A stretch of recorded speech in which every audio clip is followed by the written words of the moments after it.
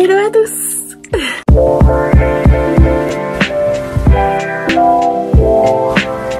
Alors aujourd'hui on parle des tarots et des oracles que j'ai près de moi, donc ceux que j'ai utilisés en dernier. Et on verra si on a encore du temps pour parler de ceux qui sont rangés et que j'utilise un peu moins souvent du coup. Mais pour l'instant on va parler de ceux que j'utilise, que j'ai utilisés en dernier tout simplement.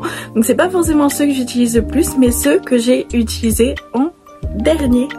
On commence par un tarot, donc il est dans une petite pochette parce que je vais vous montrer... son emballage est complètement mort parce que je l'ai tellement utilisé. Donc c'est le tarot de Nefertari du coup, qui est juste magnifique. Voilà, c'est un tarot dont je me sers énormément quand je fais mes prières par exemple, donc aux dieux parce que je suis nigériste. Donc voilà à quoi il ressemble, il est tout doré comme ça. Voilà. Et donc c'est un tarot classique, tout simplement ce qu'il y a de plus basique. L'arrière des cartes est comme ceci, avec l'œil Oujat du coup. Mais sinon c'est un tarot classique, vous voyez, avec des représentations égyptiennes dessus. Mais on a vraiment ces détails, ces détails dorés qui sont super... Enfin, c'est un tarot qui est magnifique comme vous pouvez le voir, enfin il est magnifique, juste voilà. Donc il y a un tout petit livret avec genre un tout petit feuillet pour avoir des explications des cartes, mais vraiment il faut connaître le tarot parce que bah il n'y a pas d'explication comme dans d'autres tarots à l'intérieur, donc il vaut mieux connaître les cartes ou avoir un livre pour l'interprétation des cartes. Parce que c'est pas avec le petit feuillet que vous allez apprendre le tarot du tout. Mais bon, c'est pas si grave. Il existe plein de livres sur le tarot et de toute manière quand on manipule le tarot, c'est qu'on connaît les cartes et qu'on connaît les interprétations parce qu'au final c'est toujours les mêmes, c'est pas comme des oracles où c'est particulier. On part sur un autre tarot qui est le Edgar Allan Poe tarot, donc qui est un tarot sur l'univers d'Edgar Allan Poe, tout simplement, donc sur tout ce qu'il a écrit, etc., tout ce qu'il a pu inventer, entre guillemets. Donc c'est d'Arcana Sacra, donc forcément c'est magnifique, qu'on se le dise. J'ai mis le livret à l'envers, mais voilà le livret.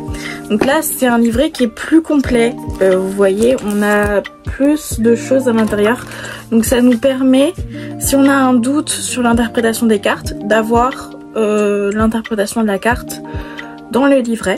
Mais c'est vrai que voilà, comme c'est du tarot, il vaut mieux connaître le tarot pour manipuler le tarot plutôt que de lire dans les livrets, c'est ce que moi je pense en tout cas. Mais c'est uniquement ce que je pense. Voilà les cartes, donc c'est magnifique également. Voilà un petit peu l'univers.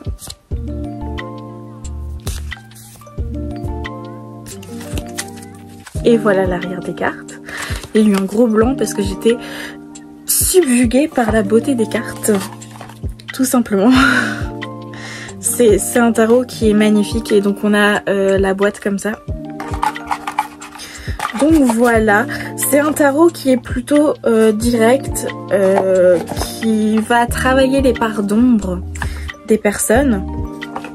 Donc c'est super intéressant parce que c'est pas un tarot neutre en fait, c'est un tarot qui va vraiment travailler les parts d'ombre, vraiment ce qu'on a de caché, ce dont on ne veut pas être confronté tout simplement. C'est quelque chose qui va remonter les choses, qui va fouiller dans le passé, fouiller dans l'inconscient, etc. Et c'est super intéressant. Passons maintenant à un oracle que j'utilise très souvent pour moi-même ou pour autrui quand je fais des guidances. C'est l'oracle Œil de Lotus, qui est un oracle généraliste du coup, donc qui nous permet de faire des tirages généraux évidemment. Donc voilà, c'est des éditions Trajectoire et c'est de Gérard et Colette Lougard. Donc on a un gros livret quand même et on a les cartes. Je vais... Ouh, bravo. Bravo Mio. Voilà les cartes. Donc elles sont assez explicites, hein, vous voyez, c'est un oracle qui n'est pas forcément fait pour être joli ou magnifique ou autre. C'est un oracle qui est fait pour être pratique et être interprété très facilement. Donc c'est un oracle, comme je l'ai dit, qui est généraliste, qui nous permet de faire des tirages généraux, un peu comme d'autres oracles que dont je vais vous présenter après. En fait, tout simplement, c'est des oracles qui n'ont pas de thème particulier, en fait, tout simplement. Et donc on va parler un peu du livret. Voilà, on a la carte, du coup on a son symbolisme, on a la carte en couleur et on a l'interprétation sur les différents plans, donc le plan sentimental, la santé, le plan professionnel et divers. Et on a les associations qui sont possibles dans les autres cartes du jeu et la signification que ça peut avoir. Donc c'est un livret qui est super complet, c'est un livre carrément qui est super complet et qui nous permet vraiment de... Si on a la flemme d'interpréter la carte, bah il nous donne les interprétations directes. Genre si on a deux cartes ensemble, on a les associations, donc c'est plus simple. Enfin, c'est vraiment un oracle qui peut être utilisé pour les débutants et également les non débutants. Donc c'est un oracle super intéressant. Je vais vous dire je vous ai pas dit le prix du tarot de Nefertari. Parce que je m'en souviens pas. Et Arcana Sacra, c'est toujours 32 €. Les gros coffrets. Celui-ci, on est sur 26 €. Voilà. On passe à un oracle qui est un de mes préférés en tant que netgériste. C'est l'oracle Les Messagers d'Égypte d'Iliade. Donc d'Arcana Sacra, encore une fois, c'est magnifique forcément parce que c'est Arcana Sacra, voilà. Ce sont des tarots, des tarots et des oracles d'exception qu'ils font, vraiment c'est très joli en tout cas. Donc 32 €. Et on va voir un petit peu, il y a un cheveu, ça montre que je l'utilise très souvent. On va voir un peu l'intérieur, donc vous voyez, on est sur le thème de l'Égypte à fond, hein, clairement. Et donc je l'ai protégé, donc moi ma manière de protéger mes jeux c'est de mettre un pentacle et mon sigil de protection à l'intérieur. Je le fais pas pour tous, mais je le fais pour ceux que j'utilise le plus souvent et ceux dont je ressens le besoin en fait. Voilà les cartes. On y va pour l'intérieur qui est également magnifique. Là on a la petite déesse Bastet du coup. Et on a les cartes qui sont forcément magnifiques parce que c'est Iliade. Donc elles sont toutes à l'envers. Je sais pas pourquoi la première est à l'endroit et les autres sont à l'envers. Bah non, je comprends pas. Donc là on a la déesse Mout par exemple. Donc voilà, on a un jeu qui est magnifique encore. Voilà. Donc je vous montre un peu de plus près, c'est compliqué. Mais voilà pour les cartes. Et on va parler du livret. Donc le livret, alors déjà parlons du jeu en tant que tel. C'est un jeu très doux.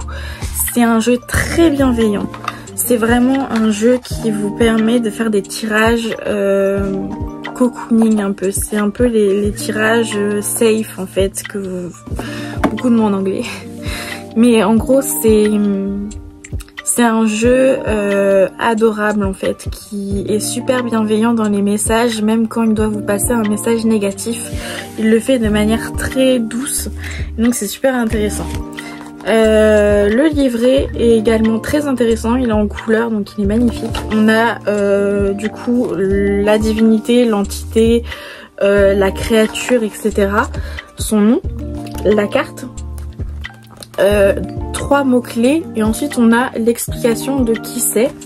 Et à l'arrière on a le symbolisme divinatoire et un espace pour prendre des notes. Donc on a ça pour toutes les cartes et c'est super intéressant parce que ça nous permet de connaître un petit peu la mythologie égyptienne au travers des explications. Et les cartes de toute manière veulent dire ce que la divinité veut dire en fait. Enfin, c'est lié la signification des cartes avec la divinité. Donc c'est un jeu qui me paraît essentiel dans ma pratique de netgériste, donc du panthéon égyptien. Et voilà. Passons maintenant à l'oracle G. Donc celui-ci c'est des éditions Grimaud Cartomancie. Donc l'oracle G est un oracle qui se présente sous plusieurs éditions en fait. C'est comme l'oracle de Béline, on le retrouve dans plusieurs éditions différentes. Mais c'est toujours la même structure. Voilà, il est protégé et il a également une fleur de vie à l'intérieur. On a un micro livret avec, enfin un micro, il est plutôt petit, mais il est relativement utile quand même, enfin ça aide. Donc voilà, il est protégé parce que c'est un oracle que j'utilise très souvent. Et les cartes sont très explicites en fait, hein. On est sur un jeu qui est très explicite, qui nous permet de comprendre rapidement, un petit peu comme l'oracle Œil de Lotus. C'est celui-ci, voilà, c'est un que j'utilise très souvent pour mes tirages également, parce que bah, c'est un oracle qui est simple en fait, il va pas prendre du temps pour donner le message, il va direct au but et c'est plutôt agréable. Donc cette édition là coûte, c'est pas le bon côté, coûte 19,95 €, pardon. Et voilà, tout simplement, j'ai pas d'autre chose à dire à part que c'est un oracle qui est super intéressant pour les débutants également.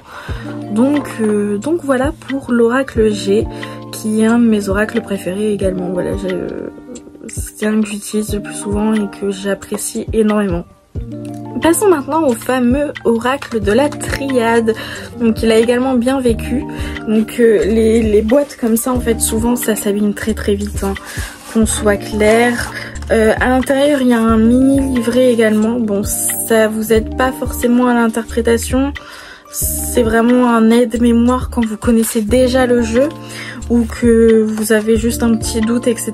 Mais c'est des cartes qui sont voilà très explicites également. Donc c'est un oracle généraliste également.